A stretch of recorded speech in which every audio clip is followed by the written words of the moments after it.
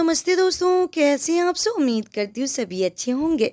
Story सुनने के लिए हमारे चैनल को लाइक एंड सब्सक्राइब करें। अगर आपने इसका पिछले एपिसोड नहीं देखा है तो मैंने प्लेलिस्ट में मेंशन कर दिया है, आप जाके देख सकते हैं। ये स्टोरी का 23वां भाग है। तो चलिए स्टोरी स्टार्ट करते हैं। अभी तक आप लोगों ने देखा कि विराट बिना कुछ बोले नाश्ता करने के लिए बैठ जाता है। ये देखे कायरा का चेहरा खुशी से खिल जाता है। अब आगे वो भी झट से उसके पास बैठते हुए, ये हुई ना बात। पर विराट कुछ नहीं बोलता। उसके बाद कायरा भी खामोश हो जाती है। दोनों ही खामोशी से अपना अपना नाश्ता करने लगते हैं। भले ही विराट नाश्ता कर रहा था, पर उसके कानों में कायरा की बातें घूम रही थी। एक तो तुम अपना दर्द किसी के साथ बांटते नहीं हो और अंदर ही अंदर घूटते रहते हो, और अपना सारा गुस्सा केवल खाने पे निकाल देते हो। विराट हैरान था कि वर्षा के बाद अगर किसी ने उसे समझा है तो वो कायरा थी। पर फर्क था कि वो वर्षा से प्यार करता था, उसे अपनी हर बात बताता था, अपना दुख दर्द उसके साथ बांटता था। इसलिए वर्षा का उसे समझना लाजिम था। पर कायरा के साथ तो बिल्कुल उल्टा था। वो उसके साथ अपना गम तो बांटना छोड़ो, ढंग से बात तक नहीं करता था। और इसके बावजूद कायरा ने इतनी बारीकी से उसे समझ लिया, भाप लिया उसकी एक एक आदत को। बस यही चीज उसे परेशान कर रही थी। वो नहीं चाहता था कि कायरा उसके नजदीक आए, उससे जुड़ने की कोशिश करे, जो कि वो कर रही थी। अपने दिलों के हाथों मजबूर होकर वो विराट से जुड़ने की कोशिश कर रही थी। और तो और उसे विराट के गुस्से की भी परवाह नहीं थी। यही सब सोचते सोचते वो अपना नाश्ता पूरा कर चुका था। उसके बाद वो अपनी प्लेट उठाने लगता है, पर कायरा एकदम से, अरे तुम रहने दो, इसे मैं ले जाऊंगी, ये कहती ही वो वहां से प्लेट लेकर चली जाती है। विराट को कुछ समझ ही नहीं आ रहा था। हालात ऐसे थे कि वो खुद भी कायरा को खुद से दूर नहीं कर पा रहा था। साफ पता चल रहा था कि कायरा उसे पसंद करने लगी है, शायद पसंद से भी ज्यादा आगे बढ़ चुकी है। वो एहसास पनपने लगे थे उसके दिल में विराट के लिए। बस ये सब उसे खुद नहीं पता था। विराट एकदम से सोफे से खड़े होते हुए, ये नहीं हो सकता, नहीं, ज़रूरत से ज़्यादा जान गई है ये लड़की मुझे, और ज़रूरत से ज़्यादा मेरे नज़दीक आने की कोशिश कर रही है। पता नहीं इस लड़की को क्या हो गया है, जो एक बार प्यार में धोखा खाकर भी वापस उसी रास्ते पे चल रही है। डिस्कस्टिंग, कोई ऐसे कैसे कर सकता है। Oh my god, I can't handle this nonsense. मुझे दूर होना होगा इस लड़की से। ये कहता हुआ अपने मैनेजर को फ़ोन करता है। 2 रिंग जाने पर ही मैनेजर फ़ोन उठाते हुए, good morning boss, good morning. Foreign से जो क्लाइंट आने वाले थे वो कब आ रहे हैं। विराट सीधा उससे सवाल करता है। 2 दिन बाद आ रहे हैं सर। एक काम करो, उनको आने के लिए मना कर दो, और जो भी पहली फ़्लाइट मिले उसमें मेरी एक टिकट बुक कर दो। उनसे मीटिंग करने मैं खुद ही जाऊंगा। मीटिंग तो बस एक बहाना था, असल में उसे कायरा से दूर जाना था, क्योंकि कहीं ना कहीं वो भी उसके बारे में सोचने लगा था, उसकी हरकतों पे मुस्कुराने लगा था। दिल में ना सही पर दिमाग में तो कायरा घूमने लगी थी, और ये वो नहीं चाहता था। इसीलिए उसने कायरा से दूर जाने का फैसला कर लिया, वो भी पूरे 4 दिनों के लिए। ये सोच के कि इस लड़की से दूर रहूंगा तो इसके बारे में सोचना भी नहीं पड़ेगा। पर क्या सच में ऐसा होगा? क्या वो खुद उससे दूर रह पाएगा? खैर, ये तो उसे कायरा से दूर जाकर पता ही चल जाएगा। 2 मिनट बाद उसके मैनेजर का फोन आता है कि 3 घंटे बाद उसकी फ्लाइट है। विराट फोन कट करने के बाद बाहर कमरे में आता है और अपना सूटकेस निकालकर अपने कपड़े पैक करने लगता है। ठीक उसी वक्त कायरा वापस कमरे में आती है और विराट को पैकिंग करते हुए देखकर हैरान रह जाती है। दूसरी तरफ गुंजन काम से मार्केट जा रही थी और उसने रीना को भी वहां बुलाया था, ये कहकर कि लंच दोनों साथ में करेंगी। पिंक टॉप, ब्लैक जीन्स, बालों की पोनी बनाई, आंखों में पतला सा काजल और ऊपर की तरफ पतला सा आईलाइनर, कानों में छोटे छोटे डायमंड्स के टॉप, होठों पर लिपस्टिक, बहुत प्यारी लग रही थी वो। उस्मा को बताकर वो अपनी गाड़ी में बैठकर निकल जाती है। वर्षा भी उदास थी, अपने कमरे में बैठी थी। तब इसका फ़ोन बजता है, जो कि उस डॉक्टर का था। नंबर देखकर पहले तो उसे बहुत हैरानी होती कि ये डॉक्टर उसे क्यों फ़ोन कर रहा है, पर वो फ़ोन उठा लेती है। हेलो वर्षा, कैसी हो? मतलब दवाई तो टाइम पे ले रही हो ना? वो ऐसे पूछता है जैसे वर्षा की बहुत फिक्र हो उसे। यस डॉक्टर, मैं आपसे इस बारे में बात करने वाली थी। ये जो मेरे अंदर बदलाव आ रहे हैं, इतने में फ़ोन कट जाता है। टी टी की आवाज़ बीच में आने लगती है। डॉक्टर हेलो हेलो कर रहा था, ये कौन से बदलाव की बात कर रही थी? फिर से फ़ोन करता हूँ, ये कहते हुए वापस उसे फ़ोन करता है, पर वर्षा का फ़ोन बंद जा रहा था। उधर वर्षा, ओफो, इसकी तो बैटरी डाउन है, फ़ोन तो बंद हो गया। एक बार फिर वर्षा डॉक्टर की गंदी साजिशों से बच जाती है। है, पर अब गरिमा की बातों से वो बहुत बेचैन हो गई थी। वो सीधे उठती है और नहाने के लिए चली जाती है। सूर्यवंशी हाउस। कायरा कमरे में आती है तो विराट को अपने कपड़े बैग में रखते हुए देखकर हैरान रह जाती है। तुम कहीं जा रहे हो? वो तेजी से उसके पास जाते हुए बोलती है। एक बेचैनी थी उसकी आवाज में जो विराट ने महसूस कर ली थी, और ये वही नहीं चाहता था कि कायरा जरा भी उसके साथ लगाव या जुड़ाव महसूस करे। वो उसकी बातों का कोई जवाब नहीं देता, बस अपनी पैकिंग करता रहता है। कायरा फिर से बेचैनी से, बोलू ना, ये पैकिंग क्यों कर रहे हो तुम? कहीं जा रहे हो? विराट बिना किसी भाव के हाँ। कायरा और भी ज्यादा बेचैनी से, विराट दुबई। विराट का वही सख्त मिजाज, जैसे उससे कायरा से कोई मतलब ही ना हो। क्यों जा रहे हो? इस बार एक तरफ थी उसकी आवाज में। विराट का सब्र जवाब दे रहा था। वो गुस्से से अपने बैग की चैन बंद करता है और फिर अपनी गहरी निगाहें कायरा के चेहरे पर टिकाते हुए बेहद गुस्से से, ये पूछने वाली तुम कौन होती हो? कितनी बार कहा है अपने काम से काम रखो। मेरे मामले में, मेरी जिंदगी में जबरदस्ती शामिल होने की कोशिश मत करो। आज कई दिनों बाद विराट ने इस तरह से उससे बात की थी। ये देखकर कायरा हैरान थी कि एकदम से विराट को क्या हो गया है, पर कायरा को उसका इस तरह से बात करना बुरा भी लगा। आज पहली बार उसे उसकी बातों का बुरा लगा। वो कहते हैं ना, जब तक हम किसी को अपना ना मानते हो, उसके साथ किसी रिश्ते में ना जुड़ते हो, तब तक हमें उसकी बातों से फर्क नहीं पड़ता। पर जब वो उससे अपना मानने लगी थी, उससे जुड़ने लगी थी, तो उसे बुरा लगना स्वाभाविक था। वो बिना कुछ बोले अपनी गर्दन झुकाकर खड़ी हो जाती है, जैसे कोई स्टूडेंट अपने टीचर के सामने खड़ा हो। उसके चेहरे पे हल्की हल्की नाराजगी दिख रही थी। ये देखकर विराट का सारा गुस्सा ठंडा हो जाता है।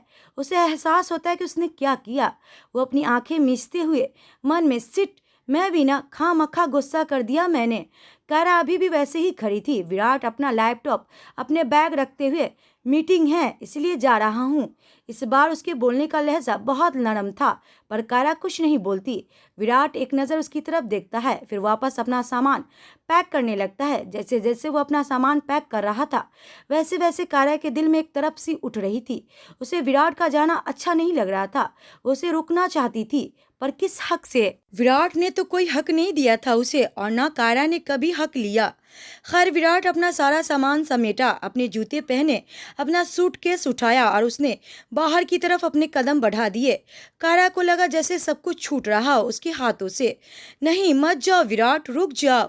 उसके दिल से आवाज आ रही थी, पर जुबान साथ नहीं दे रहे थे। और इस बात पर वो खुद हैरान थी कि विराट के जाने से उसे इतना फर्क क्यों पड़ रहा है। जैसे जैसे विराट कदम बढ़ा रहा था, वैसे वैसे कायरा की बेचैनी बढ़ती जा रही थी। जैसे ही विराट बाहर जाने के लिए दरवाजा खोलता है, तभी कायरा एकदम से आकर उसका हाथ पकड़ लेती है। एक पल के लिए तो विराट को एक अपनेपन का एहसास होता है।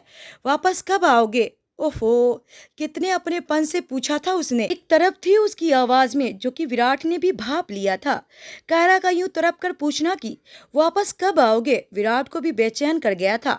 अगले ही पल वो अपना हाथ छुड़ाते हुए, पता नहीं, इतना कह के वो तेजी से वहां से चला जाता है। कायरा बस उसे जाते हुए देख रही थी, पर खाली आंखों से नहीं। इस बार उसकी आंखों में नमी थी। कायरा नम आंखों से उसे जाते हुए देख रही थी। उसे ऐसा लग रहा था जैसे उसका सब कुछ उससे दूर जा रहा हो, और इस बात पर वो खुद हैरान थी कि विराट के जाने से उसे इतना फर्क क्यों पड़ रहा है। कुछ समझ नहीं आ रहा था उसे। उसका दिल कह रहा था कि भाग कर जाए और विराट को रोक ले, पर उसका दिल क्यों ऐसा कह रहा था, यही समझ नहीं आ रहा था उसे। आखिर वो दिल के हाथों मजबूर थी और वो अपने सारे विचार झटक कर बाहर की तरफ दौड़ती है। पर जब तक वो बाहर जाती, तब तक विराट वहां से जा चुका था। धूल उड़ाती बस उसकी गाड़ी नजर आई। उसे देखती ही देखती वो भी उछल हो गई आंखों से। विराट चला गया। कायरा का तो दिल ही टूट गया। वो थके कदमों से वापस अपने कमरे की तरफ बढ़ने लगती है। बार बार पीछे मुड़कर देख रही थी कि शायद वो वापस आ जाए, पर विराट तो उससे दूर जाने का पक्का मन बनाकर गया था। बस देखना ये होगा कि वो उससे दूर रह पाता है या नहीं। दूसरी तरफ गुंजन होटल पहुंच गई थी और रीना का इंतजार कर रही थी। उसे बहुत तेज भूख लगी थी। पता नहीं ये रीना की बच्ची कहाँ रह गई। यहाँ भूख के मारे हालत खराब हो रही है और इस लड़की का कुछ पता ही नहीं है। तभी सामने से रीना आती हुई नजर आती है। गुंजन उसे देखते ही आगे बढ़कर उसके पास जाती है और उस पर बरसते हुए, रीना की बच्ची कहाँ रह गई थी? इतनी देरी कौन लगाता है? तुझे पता है ना मुझे भूख बर्दाश्त नहीं होती, फिर भी तू इतनी देरी से आई है और रीना को बोलने का मौका ही नहीं दे रही थी। ये देख कर रीना अपना माथा पीट लेती है। अब कुछ बोलेगी भी या यूं ही खड़ी रहेगी? माफ़ कीजिएगा, रीना को मेरी वजह से देरी हुई है। पीछे से आहान बोलता है, जो काफ़ी था उसे चुप करवाने के लिए। इधर विराट भी एयरपोर्ट की तरफ बढ़ रहा था। उसका ड्राइवर गाड़ी चला रहा था। वो पीछे सीट पर बैठकर अपने ही ख्यालों में गुम था। नहीं नहीं, अपने ख्यालों में नहीं, कायरा के ख्यालों में। ना चाहते हुए भी उसके दिमाग में बस कायरा घूम रही थी, सिर्फ और सिर्फ कायरा। कायरा का वो तड़प कर पूछना कि वापस कब आओगे। ओह, कितना अपनापन था उसके शब्द में, कितनी बेचैनी थी विराट के लिए, जो अब विराट को पल पल कचोट रही थी। वो एक सिगरेट जलाकर अपने होठों पे रखते हुए मन में, ये नहीं होना चाहिए था। मेरे लिए जो तुम्हारी आंखों में दिखने लगा है, मेरे लिए जो तुम महसूस करने लगी हो, मेरे लिए जो एहसास तुम्हारे दिल में पनपनाने लगे हैं, ये सब नहीं होना चाहिए था। नफरत है मुझे इस प्यार से, नफरत है इस मोहब्बत के नाम से। एक बार धोखा खा चुका हूँ, दोबारा नहीं खाना चाहता। तुम्हें देने के लिए मेरे पास कुछ नहीं है। खोखला हूँ मैं, बिल्कुल अंदर से खोखला हो चुका हूँ। मेरे करीब आने की कोशिश मत करो, कुछ हासिल नहीं होने वाला तुम्हें। बेहद गुस्से से वो ये सब सोच रहा था। होटल में आहान की आवाज़ जैसे ही गुंजन के कानों से टकराती है, वो एकदम से चुप हो जाती है और झट से पीछे मुड़कर देखती है। उसके एकदम मोड़ने से उसके सिल्क बाल आहान के चेहरे से टकराते हैं और उसके बालों से आती भीनी भीनी खुशबू आहान के अंदर तक समा जाती है। आप? गुंजन हैरानी से बोलती है। उसकी आवाज़ से आहान भी होश में आता है। जी माफ़ कीजिएगा, मेरी वजह से आपको इंतज़ार करना पड़ा। मुझे ही रास्ते में कुछ काम था, इसीलिए रीमा को देर हो गई और आपको भूखा रहना पड़ा। क्या लहजा था उसके बोलने का। गुंजन तो बस उसमें खोई सी गई थी। इस वक्त उसका मन कर रहा था कि आहान बस यूं ही बोलता रहे और बस वो यूं ही सुनती रहे। उसे तो ये भी होश नहीं था कि आहान कब का चुप हो गया है और उसके बोलने का वेट कर रहा है, और वो पागलों की तरह उसे देखी ही जा रही थी, देखी ही जा रही थी। रीना मन में, इस लड़की का कुछ नहीं हो सकता, ये सोचते ही वो उसे हल्की सी केहनी मारती है, जिससे गुंजन को भी एहसास होता है कि वो क्या कर रही है, पर वो चाहकर भी कुछ नहीं बोल पाती। आहान रीना की तरफ देखकर, ओके अब मैं चलता हूँ, ध्यान से घर आ जाना, इतना कहकर वहां से जाने के लिए अपने कदम बढ़ाता है। पता नहीं क्यों उसे जाते हुए देखकर गुंजन का चेहरा एकदम से लटक जाता है। उसे आहान का जाना बिल्कुल पसंद नहीं आ रहा था। ये बात रीना भी नोटिस कर लेती है। वो एकदम से आहान को आवाज़ लगाते हुए, भाई लंच टाइम हो गया है तो आप भी हमारे साथ लंच कर लो। क्यों गुंजन? उसका मन टटोलते हुए बोलती है। गुंजन तो जैसे चाहती थी वो तुरंत बिना सोचे समझे, रुक जाइए ना प्लीज। ओह, वैसे तो आहान के सामने उसकी जुबान नहीं खुलती, और आप कैसे कह गई वो उससे ये सब। एक पल के लिए तो आहान भी उसकी मीठी सी आवाज़ और प्यार भरे आग्रह में खो गया था। गुंजन को भी एहसास होता है कि उसने क्या बोला। अपनी कही बात पर उसे बहुत अजीब लग रहा था कि पता नहीं आहान क्या सोच रहा होगा उसके बारे में। खैर, उसके बाद तो गुंजन कुछ बोलती ही नहीं। आहान उसे मना कर पाता। तीनों ही साथ में अंदर जाते हैं। टेबल पहले से ही बुक थी। आहान देखता है कि होटल तो काफ़ी महंगा है। अभी उसे ये नहीं पता था कि गुंजन विराट सूर्यवंशी की बहन है, उस विराट सूर्यवंशी की जिसकी कंपनी में आहान एक मामूली सा एम्प्लॉय है।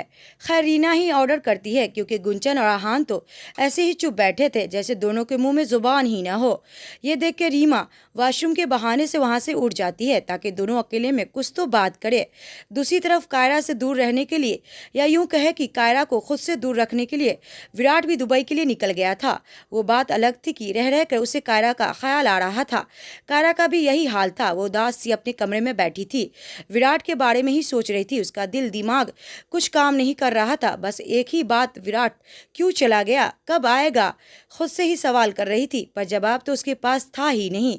उधर होटल में रीना दोनों को अकेला छोड़कर चली जाती है और एक जगह छिपकर दोनों को देखने लगती है। अभी तक दोनों चुप थे। दोनों बीच बीच में एक दूसरे को देख रहे थे पर कुछ बोल ही नहीं रहे थे। ये देख के रीमा मुंह बनाते हुए, इन दोनों का तो कुछ नहीं हो सकता, वो वापस आकर बैठ जाती है। कुछ ही देर में वेटर खाना लेकर आता है। तीनों ही खाना खाने लगते हैं। बस रीमा ही कुछ ना कुछ बोल रही थी और वो दोनों बस हाँ हूँ कर रहे थे। गुंजन तो बात करना चाहती थी आहान से, पर वो कर नहीं पा रही थी। पता नहीं क्यों गुंजन उसकी तरफ अट्रैक्टिव हो रही थी। शायद पहली नज़र का प्यार था, पर आहान का पता नहीं। दिन बीत जाता है और रात हो जाती है, पर कायरा को कहीं चैन नहीं। अपना कमरा उसे अपना नहीं लग रहा था। बेशक विराट स्टडी रूम में रहता था, पर रहता तो उसकी आंखों के सामने था। लेकिन विराट की दूरी ने उसे एहसास करवा दिया था कि वो उसके लिए कितनी बेचैन है। ओफ कहाँ चला गया ये शेड्यूल। उसके बिना तो कुछ भी अच्छा नहीं लग रहा। क्या है ये कुछ तो हुआ है मुझे। कुछ तो है जो मैं उसको लेकर महसूस करने लगी हूँ। कहीं मुझे उस सीरियल से प्यार। ये बात बोलते ही वो चुप हो जाती है। जहाँ इंडिया में रात हो गई थी, वहीं अमेरिका में सुबह हो गई थी। एक ऐसी सुबह जिसका विवेक ने बहुत इंतजार किया था। अवनी के बारे में सोच सोच कर उसे नींद ही नहीं आई। अवनी की बात, उसका नेचर, उसका साथ, सब उसे अच्छा लगा। आलम यह था कि वो चाहता था कि अवनी आज पूरा दिन उसके साथ बिताए। नहीं नहीं, आज कोई गलत इरादा नहीं था उसका। वो बस उसके साथ टाइम बिताना चाहता था, बातें करना चाहता था, बड़ी बेसब्री से उसका इंतजार कर रहा था। ठीक उसी वक्त उसके घर की डोरबेल बजती है। वो झट से दरवाजा खोलता है। सामने अवनी खड़ी थी। Black top, white pant, golden बालों का बन बनाया हुआ, गुलाबी होठ, बिल्कुल सिंपल और बेहद प्यारी। विवेक तो बस देखता ही रह गया था उसको। अवनी अंदर आते हुए, तुम्हारे लिए सूप बनाकर लाई हूँ, तबीयत ठीक नहीं है ना तुम्हारी, इसलिए। एक अपनापन था उसके बोलने में, जो कि विवेक को महसूस हुआ। अवनी सीधा किचन में जाती है। उसका यूं हक के साथ अंदर आना, फिर किचन में जाना विवेक को अच्छा लग रहा था। वो उसके पीछे जाते हुए, मैं पूछ सकता हूँ कि मेरी इतनी चिंता क्यों, उसके साइड में खड़ा होते हुए बोलता है। अवनी एक नज़र उसकी तरफ देखती है और फिर कुछ कहने के लिए अपने होठ हिलाती है। अब देखना यह होगा कि विवेक को वाकई में अवनी से सच्चा प्यार हो गया है, या ये भी उसकी कोई साजिश है। और विराट वापस आता है या नहीं, हम देखेंगे नेक्स्ट पार्ट में। तब तक के लिए नमस्ते।